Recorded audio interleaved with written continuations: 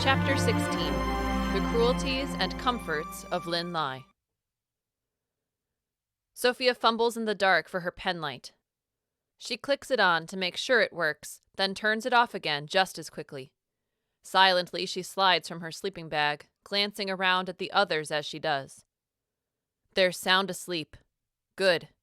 In case her theory is wrong, she doesn't want them to see what she's up to. Bixby raises his head. When he sees his mistress stirring, he grudgingly starts getting up too. Sophia raises a hand and shakes her head. She motions for him to lie down again, a command he is more than happy to obey. Micah is still on guard duty. He's stationed in the building's entryway, but his attention is focused on potential lurkers outside the walls, not inside. The raging storm easily covers the sound of Sophia's footsteps as she sneaks past him. Frantic with excitement over her possible discovery, she hurries to the tunnel she explored earlier with Etere. Without considering the dangers of going by herself, she returns to the quiet chapel. Sophia picks up the Bible and looks at the altar to make sure she wasn't dreaming. Just as she remembered, there is the rounded E. But how is she supposed to get inside the altar? Hack it apart with an axe? Or is there a secret door somewhere in its side? She decides to start with option 2, much quieter. Penlight in hand, she scans the top and front of the altar, but finds nothing. She tries moving the candlestands on either side of it, hoping to engage some kind of trapdoor. Still nothing. She even squeezes between the altar and the wall, praying she will find something on its backside, but the results are the same. Sophia feels like an idiot. There was never anything here. She was so desperate to be right, especially after the piloting fiasco. She wanted Etere and the rest to stop seeing her as a dumb little girl. That must be why she invented this crazy idea about the E on the altar. She starts to get up. There is nothing left to do but return to the gift shop and her sleeping bag. Then she stops. Her hand, planted near the base of the altar, feels something. It's almost like a breeze, a draft between one open space and another. It isn't inside the altar, she realizes with astonishment.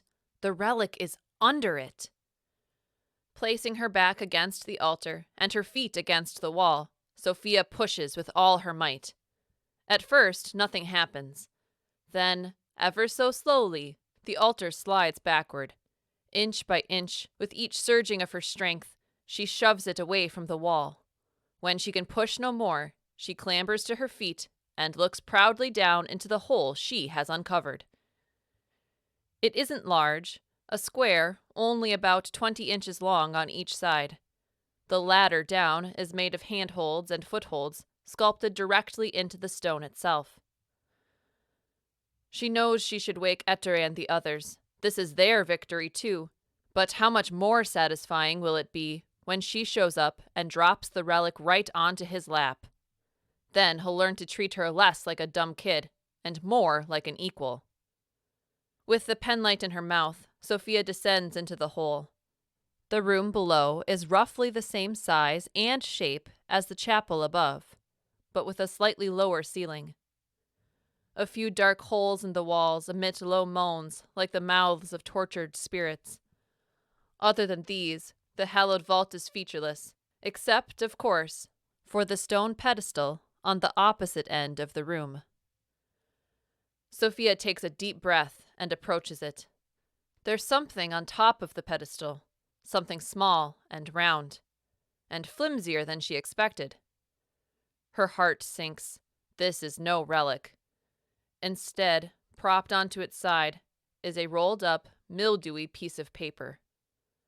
"You've got to be kidding me," Sophia whispers aloud. She picks up the paper gently, as if it might disintegrate at her touch. Placing the penlight back into her mouth so she can use both hands, she gingerly unrolls the brittle slip. Inside are handwritten words.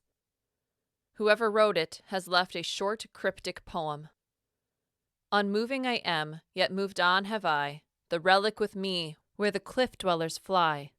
gone back to the house that lights my heart best, the most extreme point twixt the north and the west.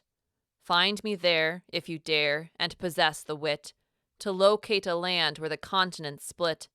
Should you be the one who mends time again, I wait where the fire and ice jointly reign. Sophia stares at the note in disbelief. After everything they've gone through, the relic isn't here anymore? Even worse, the only clue they have is some dumb riddle. A land where continents split, where fire and ice jointly reign? How are they expected to find such a place? And even if they could find this land, how much more searching will be required to find the relic there? She reads the poem a second time, and a new detail jumps out at her. The immovable who wrote this poem spoke of one who mends time again. What on earth could that mean? Sophia is utterly bewildered. Could there really be a person out there who possesses some kind of time-healing superpower? The scavenger hunt continues, she tells herself with a sigh. At least she doesn't have to figure out the answers alone. She rolls up the paper so she can bring it to the others, then begins climbing the ladder out of the hallowed vault. But the moment Sophia's face emerges from the hole, her hair is seized and her head yanked back. Before she can cry out in pain and surprise, she feels steel, cold, and sharp against her throat. A high, chilling voice pierces the darkness. "Out of the hole! Keep your hands where I can see them!" Sophia does what she is told. Once she is on solid ground, the cruel voice behind her orders, "Give me that paper if you want to live! Now!" She doesn't have to wonder who this is, wrenching back her hair and pressing a knife to her throat. This is no immovable. An immovable would stab her and be done with it. Even before she turns to stare into the dark eyes, Sophia knows Lin Lai has found her. "That was easier than I expected," Lin says with a sneer, plucking the poem from the girl's outstretched fingers. With one hand, she holds the knife against Sophia's neck, while she clumsily unrolls the paper with the other. Silently, she reads it. You got what you wanted," Sophia stutters. "Please, just let me go." "Let you go?" Lin mocks. "No, I'm afraid I will not be letting you go. You see, you are my leverage." "I'm your what?" "My leverage," repeats Lin. "As long as I have you, Etere won't touch me." Horror floods Sophia's heart when she realizes Lin Lai's intentions. She is to be taken prisoner. "This way," Lin snarls, pushing her back into the tunnel.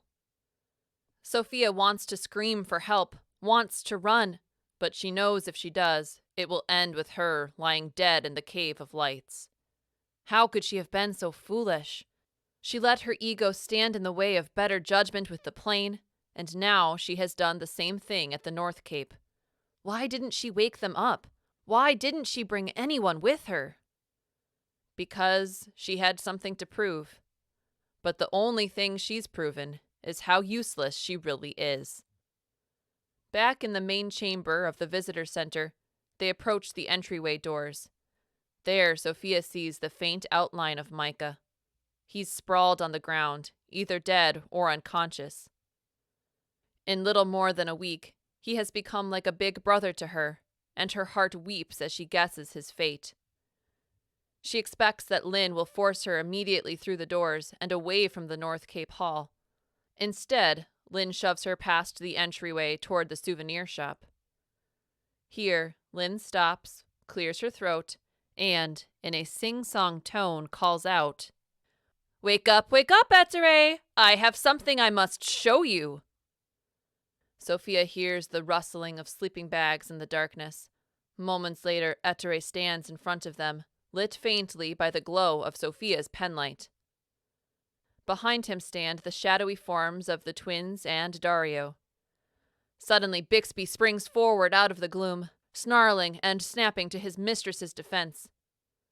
Before Sophia realizes what's happening, her faithful dog lunges at Lin's midsection.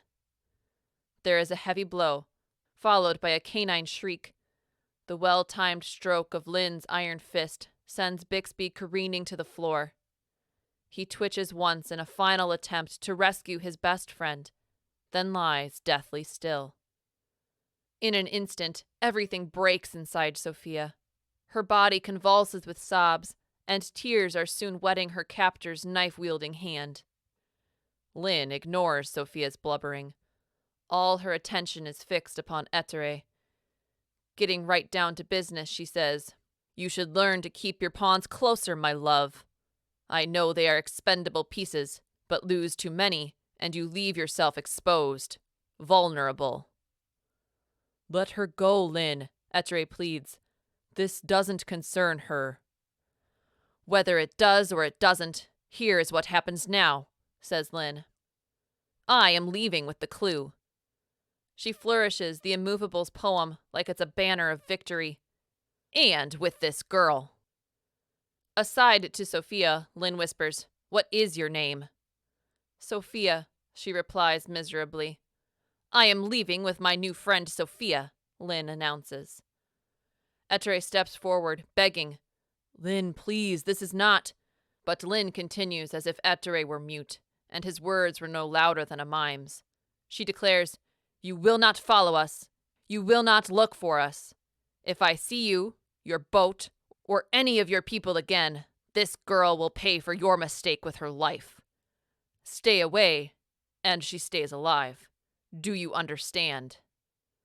For a moment, Ettore does nothing. He simply stares at her. Even in the darkness, there is no mistaking the blend of grief, pity, and disgust in his gaze.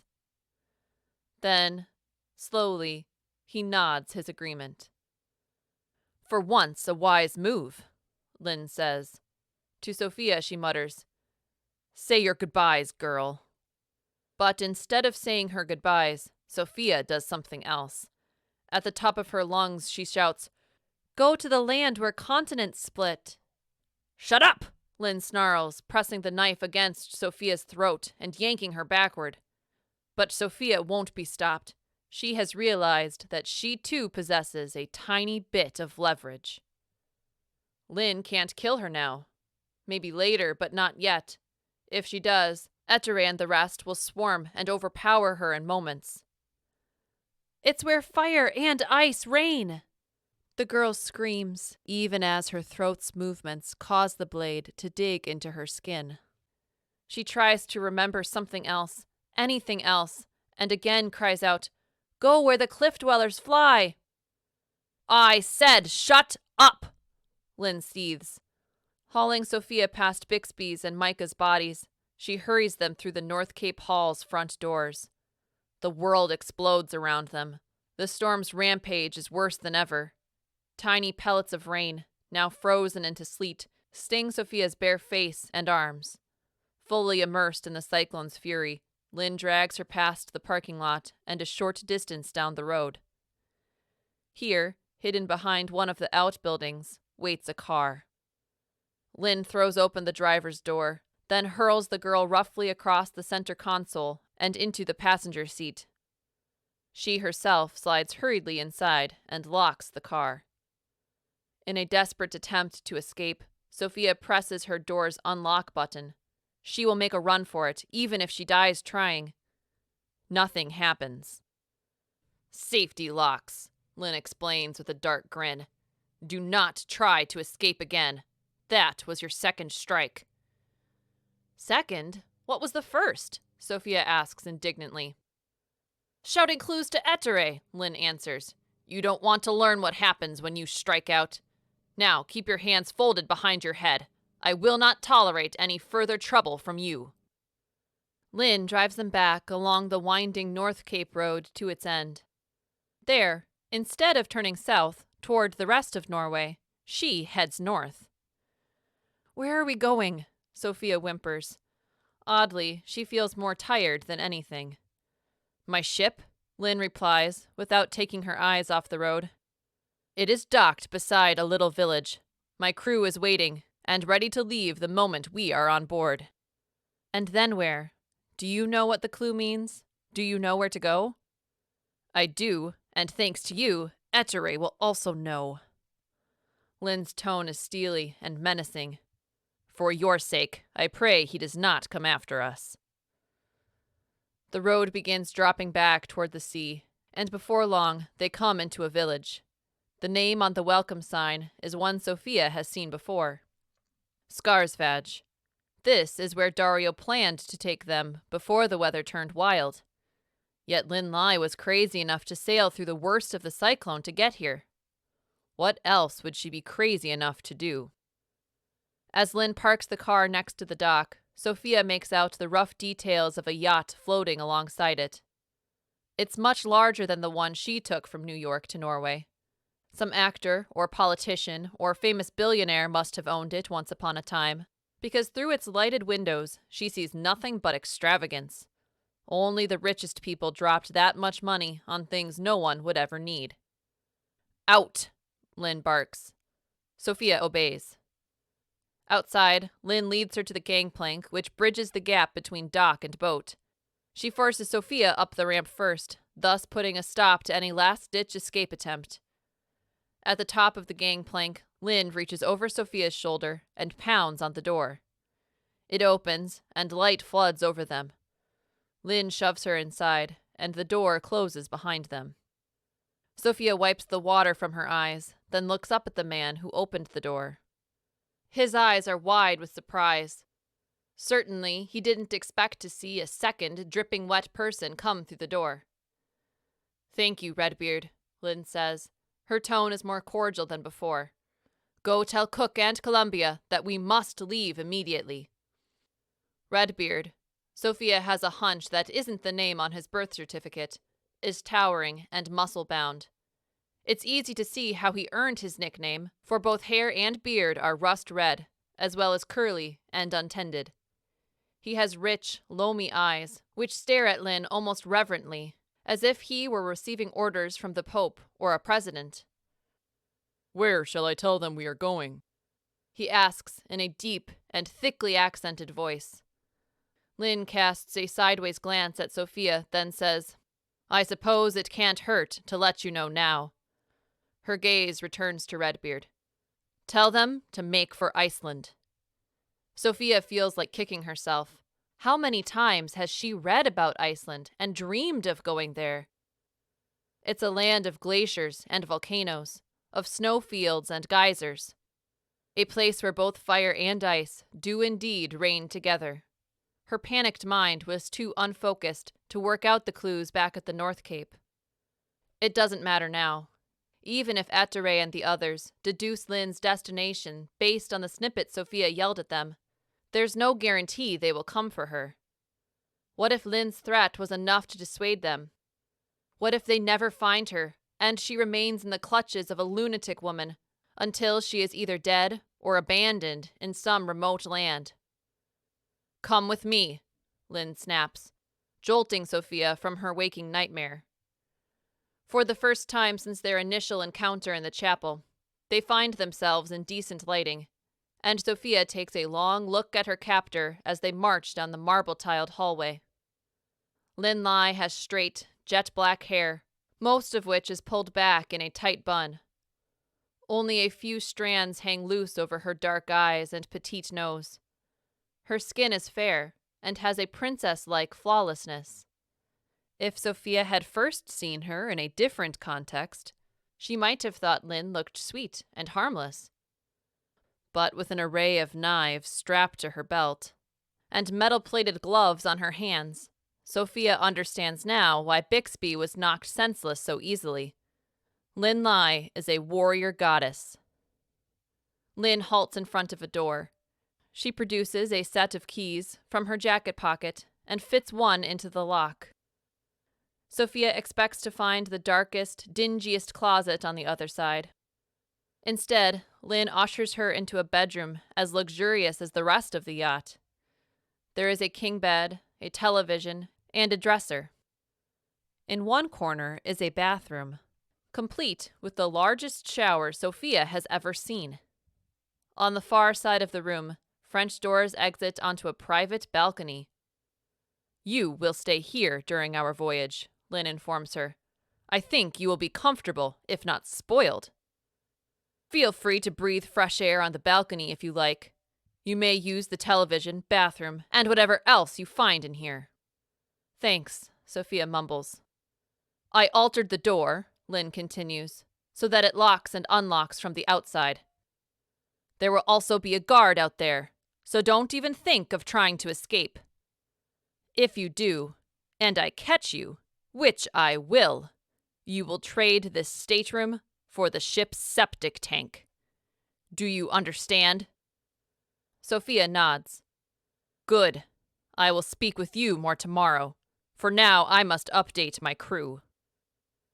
Without another word, Lin spins on her heels and marches from the room. A lock clicks into place after the door shuts, and silence envelops Sophia. She rushes immediately to the bed, unable to believe what she got away with. Once again, the adults have looked at her and seen only a little girl. Once again, they have underestimated her. This time, it was all to her advantage. Reaching down to her hip, Sophia yanks the pistol from its holster. She didn't have the opportunity to use it before, not with a razor-sharp knife at her throat. Nor would it be wise to use it now as they cross the frigid waters of the North Atlantic. But the time will come. She knows it. And when it does, she won't hesitate to do what she must. Sophia stuffs the pistol beneath the mattress. Feeling oddly confident for a girl in prison, and with nothing better to do, she decides to warm up under a steaming hot shower. There, under the camouflage of water, she pours out her quiet tears for Micah and Bixby.